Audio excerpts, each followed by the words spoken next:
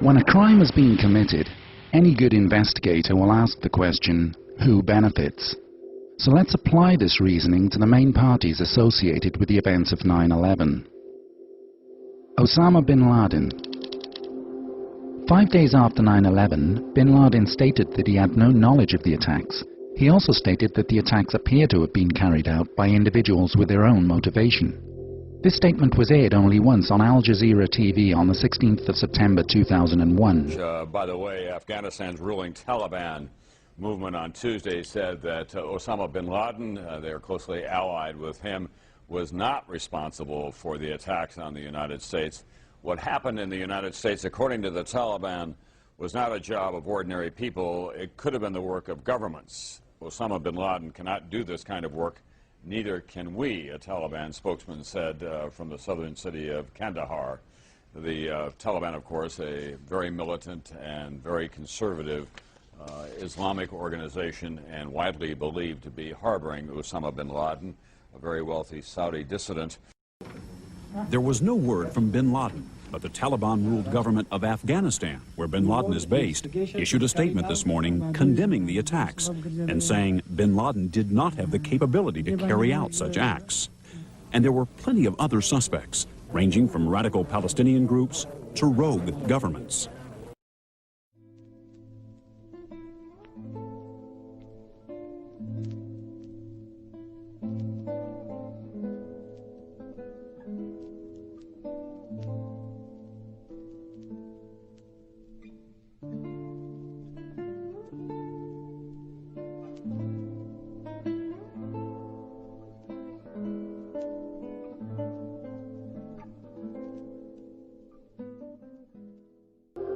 Before 9/11, Osama bin Laden had lived as a fugitive, but he was a wealthy fugitive who had enjoyed relative freedom outside of the USA. He was even able to obtain kidney dialysis treatment at an American hospital in Dubai just prior to 9/11. And within Afghanistan, his country of residence, he was protected by the Taliban, who had full control of the country. However, after 9/11, bin Laden's life became increasingly worse. For example, he was now unable to stay within the comfort zone of Afghanistan because the country had been invaded by the coalition forces. Bin Laden was also unable to freely visit other countries for hospital treatment because those countries would risk being accused of harboring a wanted terrorist. He would therefore have to spend even more of his money on protection, plus his future options would be extremely limited in terms of survival, finding a place to stay, finding the hospital treatment he needed, and planning future terror attacks. Numerous news reports from 2002 stated that bin Laden had in fact died.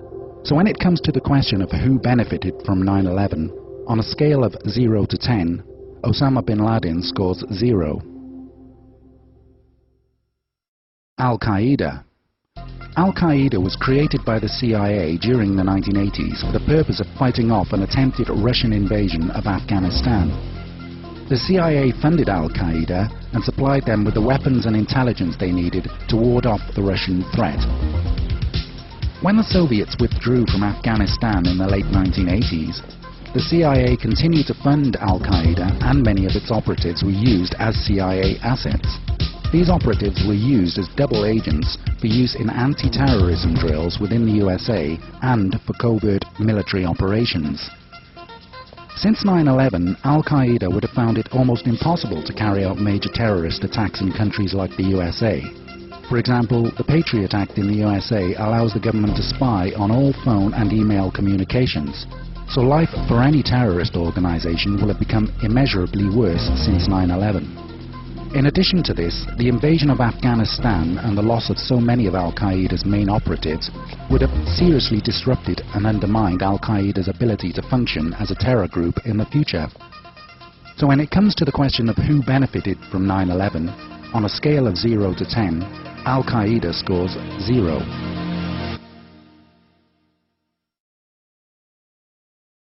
Saddam Hussein. Up until 9/11, Saddam enjoyed a relatively comfortable life as the dictator of Iraq. However, since 9/11, Saddam's life had become progressively worse. Firstly, because of the constant insinuations that Saddam had something to do with 9/11, and secondly, because of the accusations that Saddam possessed weapons of mass destruction. Within 18 months of 9/11, Iraq was invaded and Saddam was reduced to living in squalid conditions whilst on the run from his invaders. Shortly after the invasion of Iraq, Saddam was captured after he was found hiding in a small underground spider hole in a derelict house in Tikrit. He was held as a prisoner for 3 years before being tried and hanged. The Iraqi court found Saddam guilty of crimes that he committed during the 1980s. So when it comes to the question of who benefited from 9/11, on a scale of 0 to 10, Saddam Hussein scores less than 0. So, out of the 3 parties who've had the finger pointed at them by the Bush administration for complicity in the 9/11 attacks, none of them have benefited politically, financially, or strategically from what happened on 9/11. In fact, the exact opposite is the case. The lives of these 3 parties have been turned upside down to the point where they can no longer function as they did before 9/11.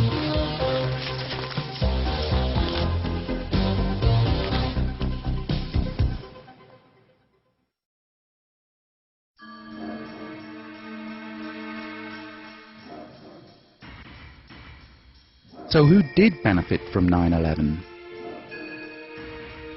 Larry Silverstein. This man became the leaseholder of the World Trade Center complex just a few weeks before 9/11. Silverstein faced the daunting task of having to remove the illegal asbestos that covered every steel beam in the Twin Towers. This job would have cost over $1 billion. When Silverstein took possession of the World Trade Center complex, he reworked the insurance policy on the complex to specifically cover terrorist attacks. After 9/11, Silverstein received $7 billion compensation from his insurers. That's a massive profit on his original $15 million investment. So when it comes to the question of who benefited from 9/11, on a scale of 0 to 10, Larry Silverstein scores 10.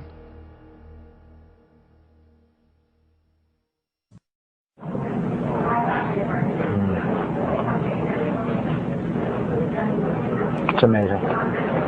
Amazing, incredible, pick your word.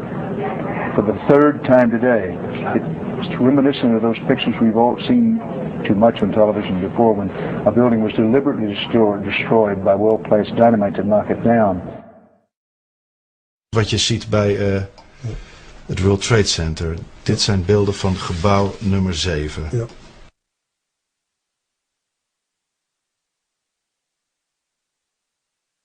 Ja. Ze hebben gewoon kolommen weggeblazen. Er is nagesprongen. Dus dit is controlled demolition. Zeker weten. Zeker weten. Er is nagesprongen. Dit is in opdracht gebeurd. Dit heeft een team gedaan van experts. Maar dit is ook op 11 september gebeurd. Dezelfde dag? Dezelfde dag. Dezelfde dag? Weet je dat zeker? Ja. Was het zeker weten de 11e? Totaal heel waar zo. 7 uur nadat de World Trade Center naar beneden viel. Ja? Hebben ze hard gewerkt. Larry Silverstein, new leaseholder of the World Trade Center, regretfully declared that a decision was made to pull Building 7 by the end of the day, the last structure added to the World Trade Center complex.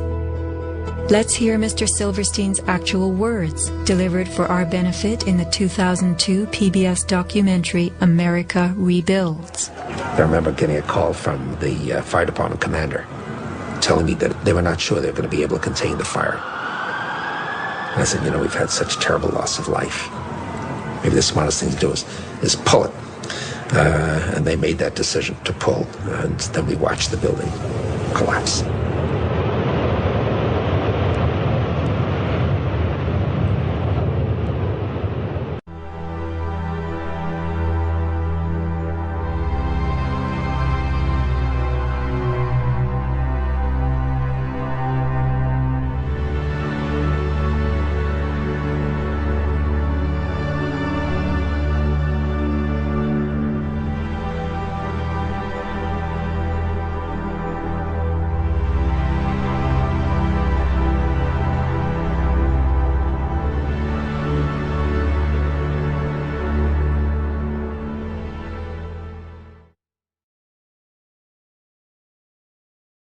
World Trade Center 7 collapsed because of fires fueled by office furnishings.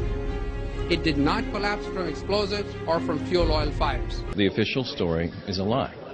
It's a fraud. Architects and engineers for 9/11 Truth say critically important evidence regarding the destruction of 3 World Trade Center towers has emerged, showing preset explosives were used in the demolition of the buildings. There had to be explosives.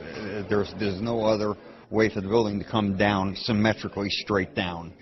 Like a tree, if you cut into the tree, it falls to the side that you cut. The Twin Towers suffered total destruction in 10 to 14 seconds in near free-fall accelerations. Experts here say that can only occur as a result of preset demolition explosives.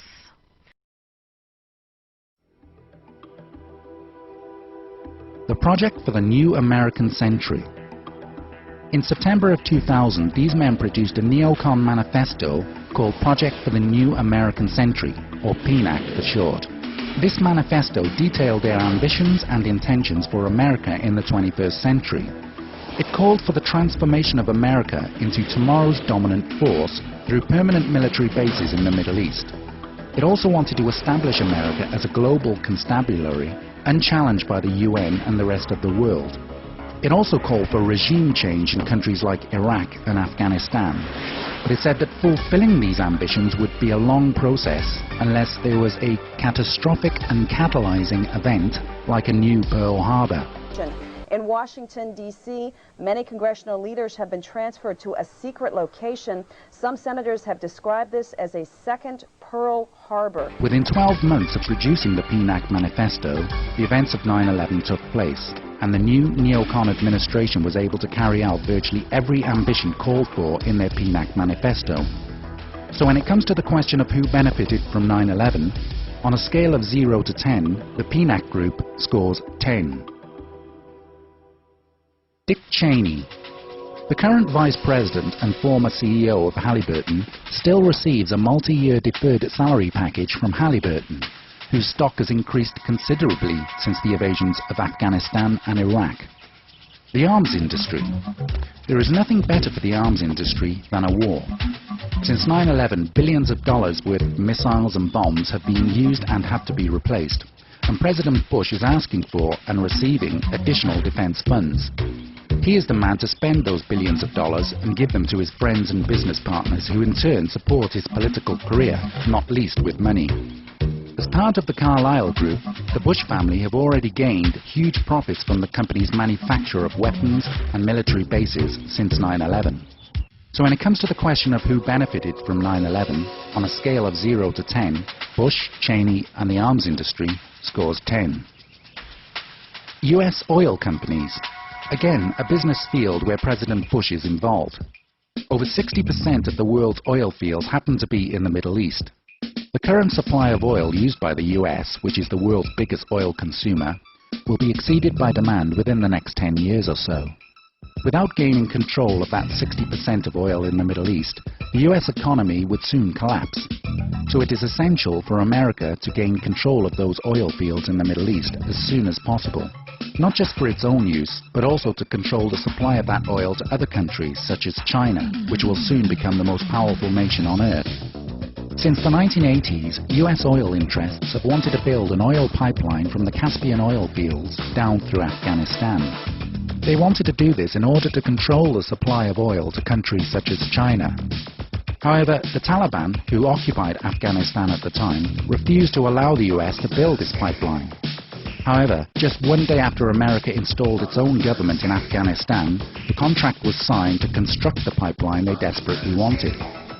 The company that had the contract with the Taliban is Brightest Corporation. They are from Argentina. The only remaining thing was to take the Taliban and Brightest out. And then we control it all. We control the Caspian Basin oil. We have the pipeline to get it to the sea. So when it comes to the question of who benefited from 9/11, on a scale of 0 to 10, the American oil companies scored 10. The US government. The terrorist attacks on 9/11 gave the US government the excuse to further pursue its goal of a New World Order by means of war. The Patriot Act allows the government to spy on the communications of every citizen. It also allows the sampling of DNA of any person convicted of any crime of violence. And it also allows arrest on suspicion, without a warrant, without probable cause, in secret, without notifying anybody, and without the right to see a lawyer. As a reminder, the National Defense Authorization Act isn't all bad. The part of the bill, though, that poses enormous constitutional problems is one provision which states that the president is afforded the absolute power to arrest and detain citizens of the United States without their being informed of any criminal charges, without a trial on the merits of those charges, and without any due process safeguards protected by the Constitution of the United States. The president would have the power to order the indefinite detention of any associated forces that are engaged in hostilities against the United States or its coalition partners, against any person who has committed a belligerent act, or any person who has directly supported such hostilities in aid of enemy forces. And it also states that the president has the power to place these individuals into detention under the law of war